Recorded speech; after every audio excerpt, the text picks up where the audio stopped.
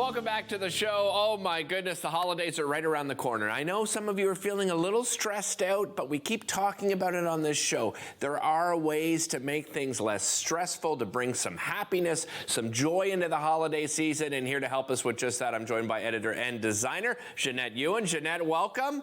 Always a pleasure having you. So I have to ask right off the top, how close are you to being set for the holidays? I'm getting there. I'm going to do all my decor this weekend, but I have everything. I've started testing recipes. Gifts, I need to totally still handle the shopping for that, but I'm feeling pretty good. What about you? I've got a lot of work to do, but that's why I love having people like you on the show, because you're going to help not only myself, but our viewers at home to, as I said, to bring some joy and some happiness into the holidays, because we do tend to get a little too stressed out. And we're going to start with bringing a little nostalgia into it. Tell me how we can do that. It's all about kind of bringing in a touch of your childhood, or maybe your parents' childhood or your grandparents' childhood.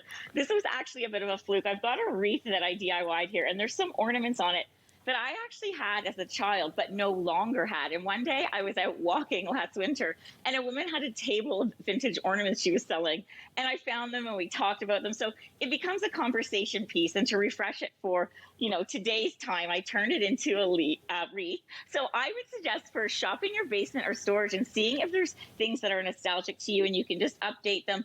Assemblage is easy, just putting them together. I put this on a vintage cake holder with a little vintage tree. So it gives you that nostalgic touch, and it's conversational. Another fun conversational thing is you can pop into a local store like Book Bazaar and pick up a vintage cookbook or recipe guide, maybe from the 1950s, and try some of those great, I love the molded recipes for like the Jello salads and stuff for holiday. And I just got this, you can get, what's great is there are silicone molds now, and you can get those again from a local, cake supply store and have some fun with that. That's a great one to bring if you're going to a potluck, because again, it's a conversation starter, and you can even pair it with the vintage cookbook.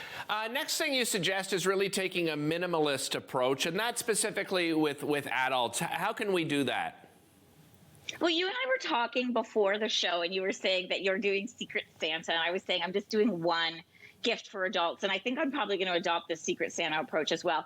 And what's great is that you can set a limit on it, so everyone feels welcome and warm. And another fun thing to do is shop passion. And this is kind of a twist on local, is think about visiting, for example, your local Audi district, because they have this thing called the Audi Boutique, and it's online as well, audiboutique.ca, or you can go to audi.ca. But they have really cool things that maybe you want the new e-tron Sportback, but budget friendly. I love this. Check it out. This is for your trunk.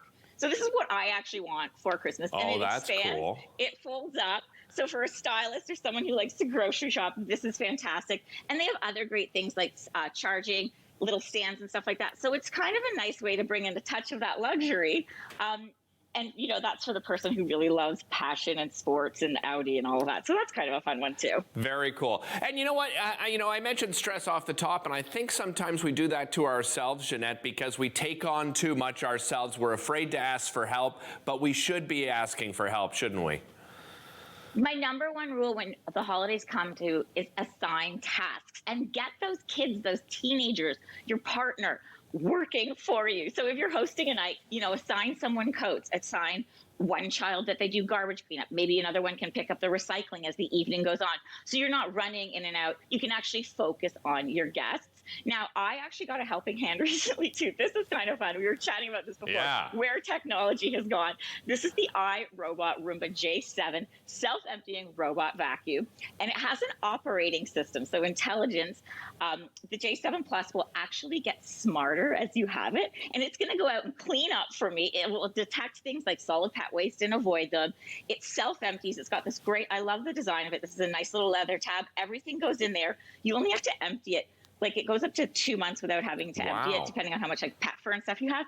It understands 600 commands, too. So I'm hoping to have it do my GST filing soon. I love it. That's incredible. 600 commands. I can't even imagine what I would ask a vacuum to do 600 different ways. But obviously, this one is pretty special. The next one I really love, and we've talked about it on this show, just acts of kindness. And sometimes, just doing something great and nice for somebody can really make a big difference over the holidays.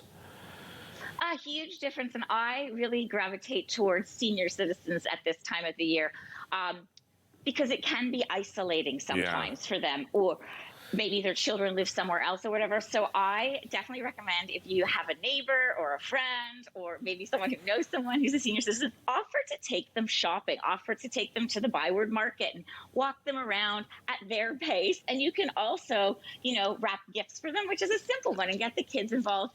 Even invite them over, put out some cookies and milk, have the teens or the kids wrap gifts with them, and have them, ask them about themselves. Ask them, what did you do as a child for Christmas? What did you do with your kids with Christmas? That will spark memories and conversation, and it's kind of like everyone benefits from it, and it's pretty lovely, right? Yeah, absolutely. The last thing we want to talk about is these sort of walking adventures. Oftentimes during the holidays, around Christmas, Hanukkah, right, we kind of cocoon ourselves, we stop being active, but it's important to remain active, and we can do it in a really fun way, can't we? Oh, and Ottawa is like the best for activity. So I want to talk about holiday walks. And of course, there's like the Parliament Lights, the Rideau Canal, but I found this great website, and it's called Little Miss Ottawa. And she had a really fun walk and a map for the Hallmark movie walk, because I don't know if you know this, but more Hallmark films are made in Ottawa, holiday films, than anywhere in the world. Oh, yeah. There's over 13 made there. So you can do that walk as well.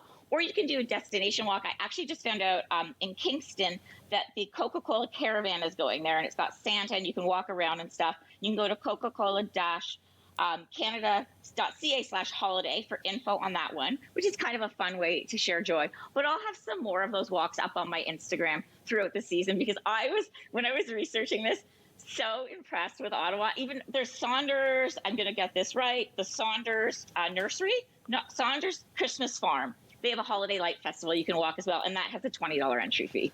Yeah, and as you said, there's so many different ones available as well. Some you can stay in your car, right? And you go and see the beautiful Christmas lights and things like that. So if somebody has mobility issues, you can still enjoy it. Thanks so much, Janette. Always a pleasure having you on the show. Don't go anywhere. Lots more coming up right after this.